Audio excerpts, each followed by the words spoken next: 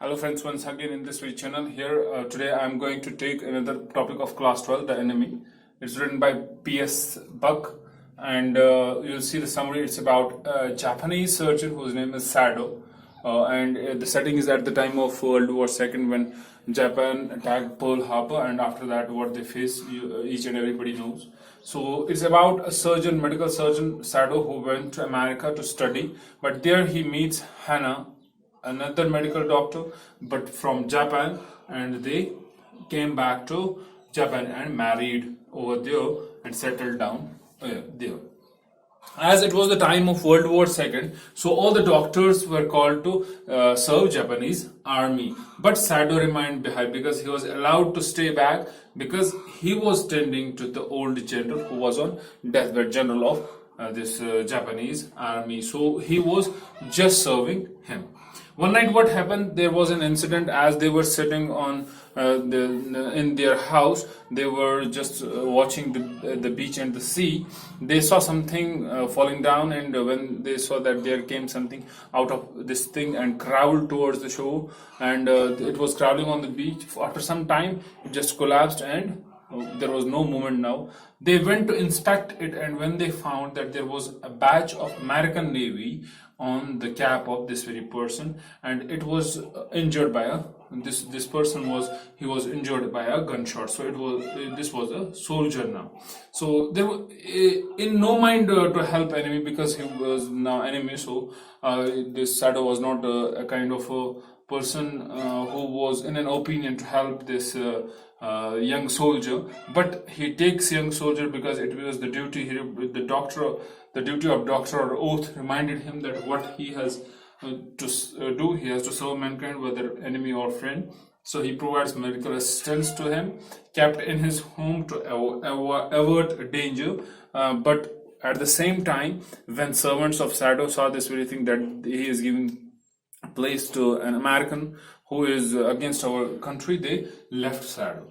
So days passed. The soldier felt good now, and no longer, because he was no longer Sado's patient. So Sado decided to kill him. So he informs American general, look, it's the rule of the army. If your person is just in another country, if he is on mission, they just deny his identity or anything. If he is caught over there, they just try to kill him because they do not want the secrets of their country being known. So here this general reciprocates. He says he is going to send his private assassins to kill him. So what happens? Sado starts noticing delay. There is a delay, but here is humanity aroused in Sado as well. A kind of an humanic aspect arouses him, and he feels, no, it's not good to kill this very person. So value of human life is arousing in the person. He says that here we are all universally brothers, because look, if an army is sitting on one border and there is army of another country sitting on another border, they don't have their personal issues, anything. They are not killing each other on the personal issues. They are killing each other on on the order of others, on the order of who is sitting in AC offices. So it is here while we need to understand universal brotherhood, and we need to say no to the war which is going on into this very world, which is going on for power, but power for those who are from aristocratic class, who are not just going themselves into the war. They are sending those people who are from the middle class society or the poor people. They are sending them into the war. They are sending these people who are in army. They don't have their personal issues, but what the issue is that these people order them to kill their enemy, so they don't have their personal grudges with them. So he opens up his mind now, which was limited to race boundaries and wars.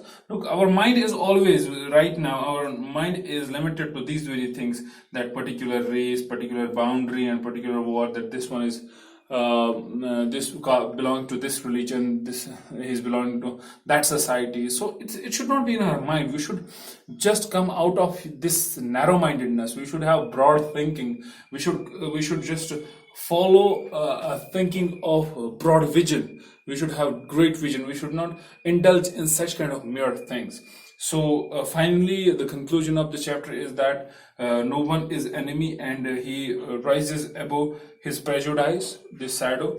And so we have to do it as well. And he let the soldier escape from that very place and save his life. So here the humanic part of this shadow just aroused, and it gave him a new kind of a vision to see this very world through the eye of brotherhood, through the vision of brotherhood, through the sight of brotherhood. So this is the need of the hour as well. So critically, if appreciating this very chapter, you will see that the chapter focuses on how love and compassion can make us better human beings, as opposed to prejudice and bias against each other. So right now we are biased towards each other. If we have two students, one is from our caste, another one is from different caste or religion, some of us, what we do, we try to help the person who is from our own caste. It's not a kind of a thing which should be done into this free world, because we are all full of love and compassion. So we are the we can say role models, or we are the models of this very thing. A human being is a model of love and compassion, so we should follow that very thing. We should not be full of prejudice against any caste, any creed, any color, any religion, anything, or we should not be biased. So this is the main thing which is being focused in this chapter. The story opens with a flashback from Shadow's childhood, which immediately established his father's Japanese patriotism and belief in Japanese capacity for greatness.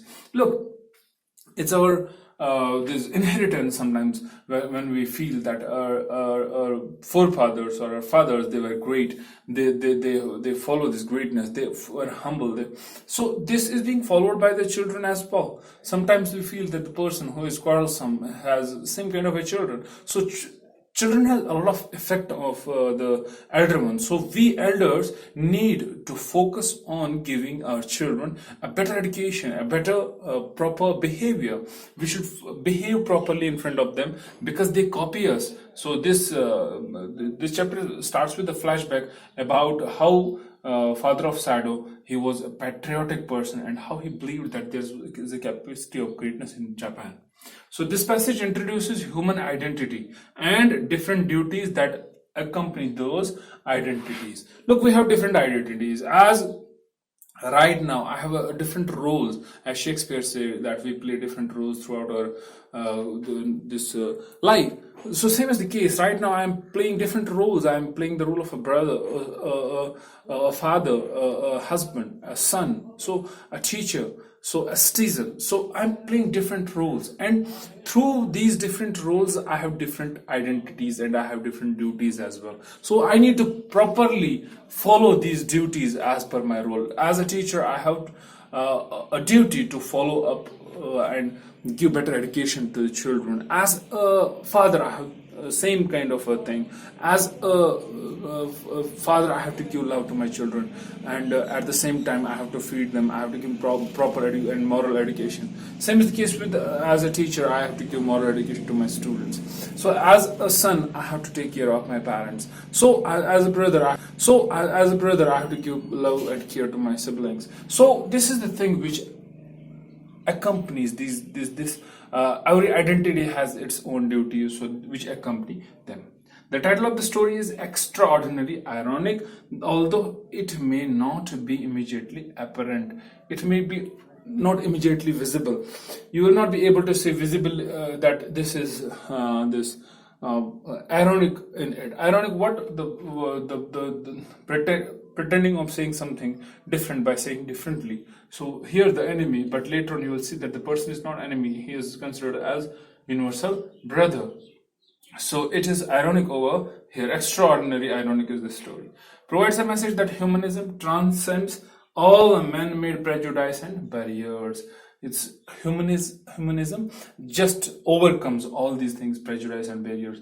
When humanism bonds in you, when that humanic aspect bonds in you, you don't have anything barriers like he's my enemy and he's my friend. You don't have that barrier. He's from low cost or high cost. You don't have that barrier. We don't have prejudiced life. Then as well. The story is a great lesson of peace, love, sympathy, fellow feeling, and humanism.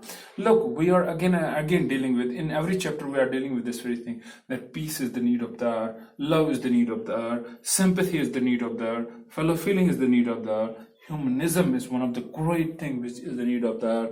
So, we need to build peace in the world, love each other, have sympathetic look towards the downtrodden, fellow feeling that this person is my fellow, my friend, my brother. So we should have that very feeling. And at last, we should be humanic. We should feel humanic while killing others. We should feel that pain that will be there in the hearts of those who are their maybe parents, their siblings, their sons and daughters. So we need to feel that pain of sons and daughters. So we need to feel that pain of killing of anybody. So here this story takes place on the coastal town of Japan in 1941. So the setting, as I told you, is of Japan in 1941, where Japan attacked Pearl Harbor. And sometimes it's hard to choose between loyalty, and it's hard to choose between loyalty and humanism, but we should prefer humanism and humanic approach. So it's hard to choose loyalty, and like loyalty of this soldier is to kill his enemy, but sometimes we need to feel that humanic aspect, that the person does not have any problem with me, so I need to leave him. So that humanic aspect should be more important than the loyalty of a person. I'm not saying that we should be dishonest, we should be against our country. No, that's not the thing. But we should be humanic. We should be at least humanic, that if a soldier is being killed, we need not to just make a kind of a satire on that very person, because at last he is human. So we need to just love and honor human race. We need to love the dignity of a human. That was all in this very video. Hope you liked it. Thank you very much.